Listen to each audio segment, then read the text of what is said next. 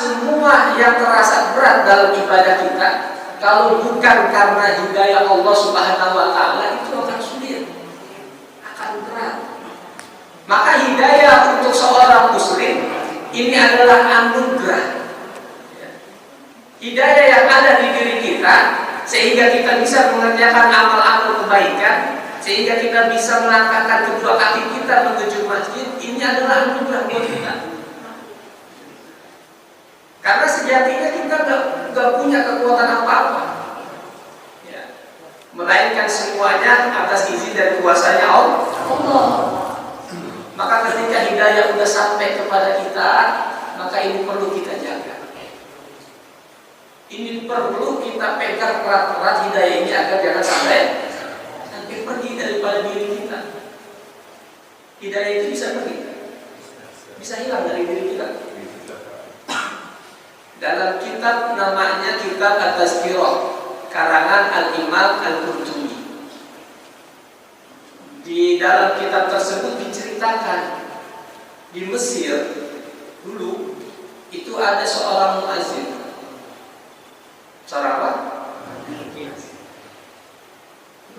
Muazin ini sudah 30 tahun lamanya mengumandangkan azan.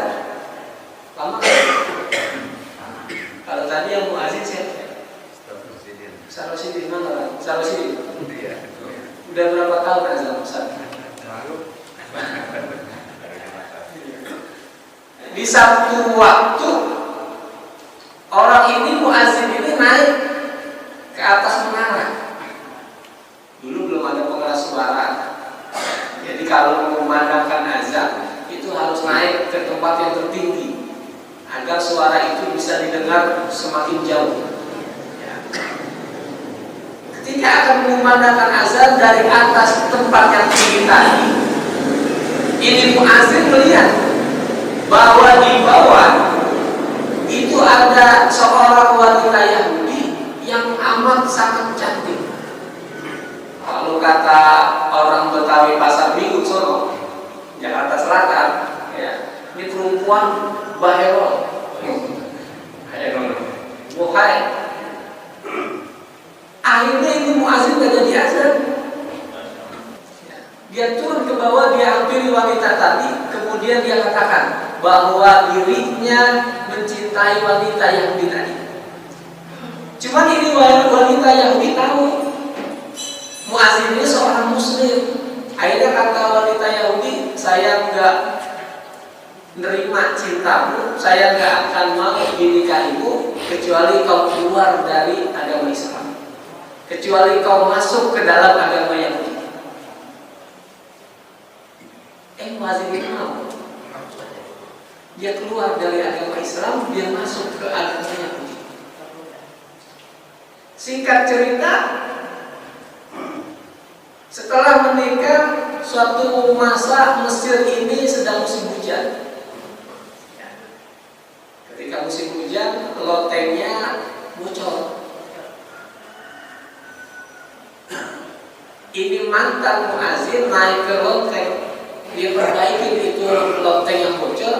Kemudian karena hujan, muazin ini kepleset, jatuh, mati, nggak hidup lagi. Benar ya? Udah mati, nggak hidup lagi ya? Kira-kira kalau saya boleh tanya, ini matinya baik apa buruk?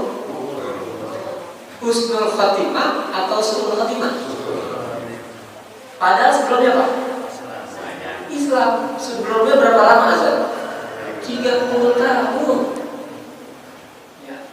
Bukan waktu yang singkat, bukan. Lama, 30 tahun. 1 tahun aja 12 bulan. 12 bulan berapa hari? Berapa hari? 365. Lama itu. Ya. Tapi bisa hilang. Hidayah itu bisa hilang dari dirinya karena siapa? Sosok wanita. Itu dari yang Islam keluar menjadi pemeluk agama Yahudi, dari baik menjadi buruk. dari yang tadinya nggak baik menjadi baik.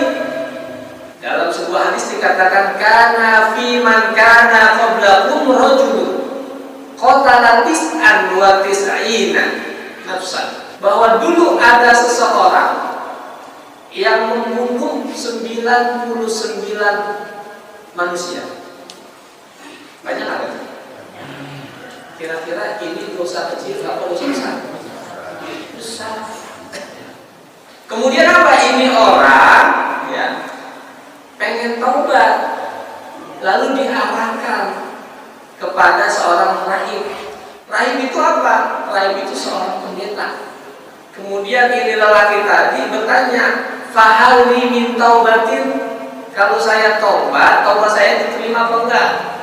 Masih ada enggak kesempatan saya taubat? Kemudian kata ini rahib, kata ini pendeta, lah, enggak ada taubat. Kebanyakan udah 99.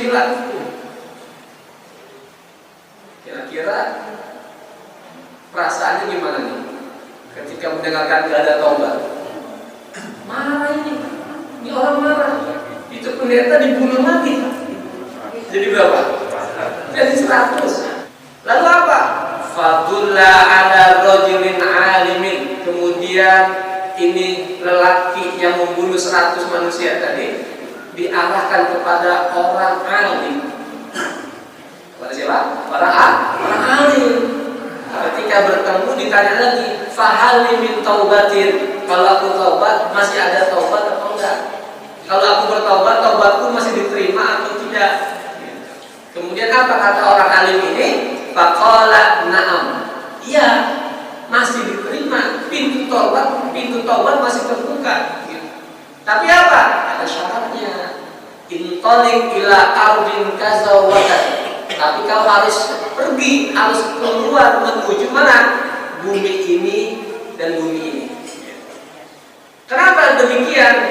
Fa inna biha unasan ya'buduna Allah. Karena di negeri itu, di kampung itu ada sekumpulan manusia yang beribadah kepada Allah. Fa'budillaha ma'ahum, maka sembahlah Allah bersama mereka semua. Jadi harus keluar, gitu. Harus hijrah ke tempat di mana banyak orang yang ibadah kepada Allah. Gitu. Agar apa? Agar termotivasi, terdorong untuk sama-sama memperbaiki diri. Simpelnya begini, kalau kita pengen berhenti ngerokok, ya. Ngerokok semua di sini ya. Pengen berhenti ngerokok, gitu ya. Maka harus kumpul dengan orang-orang yang nggak merokok, bener nggak? Ya. Pengen berhenti ngerokok, sehari-hari kumpulnya nongkrongnya sama orang yang merokok. Ya. Sejam 2 jam kali kuat. Ya. Jam-jam berikutnya nggak kuat juga. Akhirnya apa? Ngisep lagi gitu. Nah, maka kalau pengen berhenti ngerokok, kumpul sama orangnya nggak ngerokok. Ya. Di sini ada yang hobinya mancing. Lah, apa? Banyak kayaknya. Ya, serius saya nanya, ada yang hobinya mancing sih? Hati-hati ya, orang yang suka mancing itu hati-hati. Di pasar minggu sama kampus saya, ya, ada yang benar-benar bawa mancing, empang di mana aja sampai tuh orang, ya, sampai. Dia mancing sambil rokok, rokoknya jatuh, mati. Rokoknya mati. Ya, rokoknya jatuh. Jatuhnya pengen kok mas. Akhirnya apa? Orang yang membunuh 100 manusia tadi, dia taubat, kemudian dia keluar dari kampungnya menuju kampung yang ditunjuk sama orang alim tadi. Singkat cerita, belum sampai tempat tujuan, ini orang meninggal. Ya. Ajalnya lebih cepat sampai kepada dirinya sebelum sampai ke tempat tujuan tadi. Fakhtasomat malaikatul rahmah wa malaikatul azab. Maka berdebat ini malaikat azab dengan malaikat rahmat, ini berdebat. Ini bukan manusia itu yang berdebat. Malaikat berdebat, berselisih. Ya. Cuma tentu perdebatan mereka itu dalam rangka menjalani perintah Allah Subhanahu wa taala. Kata malaikat rahmat apa? Ini orang baik. Ya. Saya pengen bawa ini ruhnya karena meninggal dalam keadaan baik. Udah taubat. Kata malaikat azab, ini orang buruk, nggak baik karena dia belum ngerjain amal baik sedikit pun. Akhirnya apa? Dalam sebuah riwayat dikatakan Allah utus seorang malaikat yang berupa menjadi manusia. Tapi dalam riwayat yang lain dikatakan akhirnya malaikat ini mengadu pada Allah, kemudian Allah berfirman, Allah jawab pertanyaan malaikat ini, dikatakan apa? Kisu ma bainal ardaini, ukur, ya, ukur dari tempat tinggalnya ke tempat tujuannya mana yang lebih dekat. Kalau ternyata lebih dekat ke tempat tujuan, tempat hijrahnya, maka dia termasuk orang yang meninggal dalam keadaan taubat, dalam keadaan baik. Tapi kalau lebih dekat dari tempat asal mulanya, kampung asalnya, maka dia termasuk suul khotimah. Ya, akhirnya ketika dihitung ternyata lebih dekat ke tempatnya hijrah. Berarti orang itu matinya dalam keadaan suul khotimah. Itu berarti apa? Dari yang tadinya buruk menjadi baik. Artinya apa? Hidayah bisa datang kepada siapa aja tanpa pernah kita tahu. Nah, maka kita beruntung pagi hari ini, detik ini kita masih dalam keadaan mendapatkan hidayah Allah. Beruntung kita ini. Ya. Ditambah lagi kita dari brojol, dari lahir, itu yang kita udah dalam keadaan muslim, bener kan?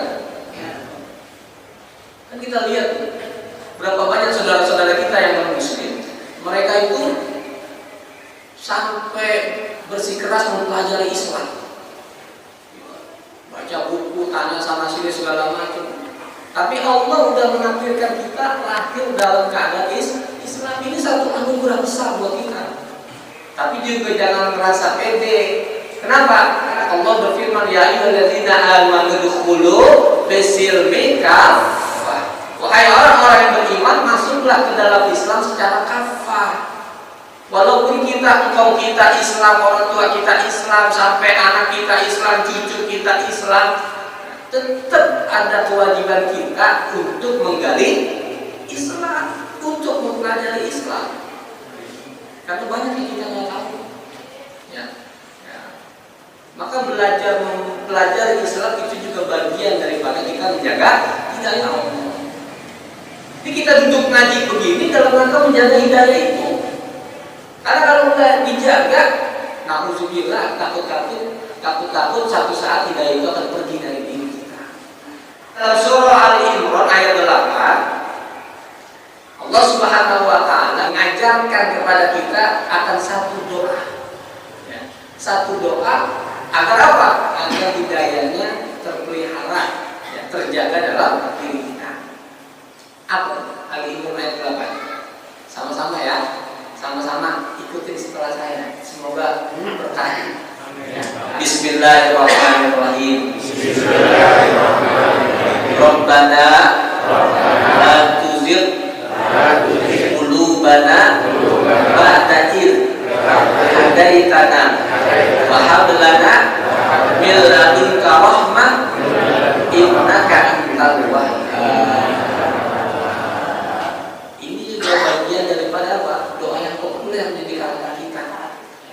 Rabbana la tuzigh qulubana. Ya Allah, jangan kau tuzigh, palingkan hati kami ini, jangan kau goyahkan hati kami ini ba'da idh hadaitana, setelah kau berikan hidayah kepada kami. Maka kita yang udah bisa hadir, bisa melangkahkan ke masjid ini, istiqomah, ya, istiqomah. Apa istiqomah? Istiqomah itu artinya apa? Konsisten, ya. Continue. Istiqomah Istiqomah hadir di majelis ilmu ini kan dalam rangka kita menjaga hidayah, dalam rangka kita mencari keberkahan. Kita nggak pernah tahu dari amal-amal ibadah mana, kebaikan-kebaikan yang mana. Nah, itu apa yang menjadikan sebab Allah kasih keberkahan dalam hidup kita. Di antara keutamaan daripada istiqomah, dalam sebuah hadis Rasulullah bersabda, "Iza safarul abdu aw marido kutiba lahu mislu kana ya'malu sahihan atau mukiman." Kata Rasulullah apa? Apabila seorang hamba melakukan safar, apa itu safar? Perjalanan atau dalam keadaan sakit, maka dia ditulis pahala seperti dia mengerjakan amal kebaikan tadi dalam keadaan mukim, dalam keadaan tidak berpergian, atau dalam keadaan sehat. Pengertiannya begini, kita istiqomah hadir di masjid, hadir di majelis ilmu, ya istiqomah, ya dari Senin sampai Ahad.